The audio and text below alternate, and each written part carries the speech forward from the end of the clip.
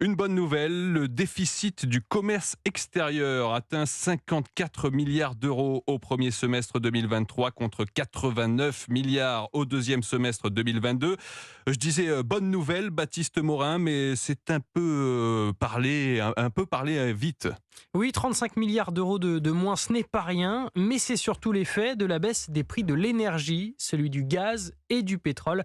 Stéphane Colliac, économiste chez BNP Paribas. C'est vrai que ça peut ressembler à une amélioration en trompe-l'œil, puisque effectivement, c'est un effet prix qui est lié à la baisse du prix du pétrole. Ça explique plus de la moitié de l'amélioration de la balance commerciale, cette amélioration sur le prix des matières premières.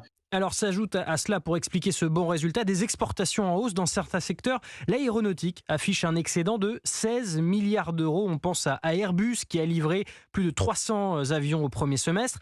Les parfums et les cosmétiques affichent un excédent de 8 milliards d'euros. LVMH a annoncé une performance exceptionnelle de ses magasins Sephora, notamment en Amérique du Nord et au Proche-Orient. Vous avez aussi l'automobile. Les ventes mondiales de Renault ont augmenté de plus de 10% au premier semestre. Et il y a aussi le textile et le tourisme qui affiche des excédents. Mais ce que relèvent les analystes, c'est que ce résultat est plus le fait d'événements conjoncturels et non structurels.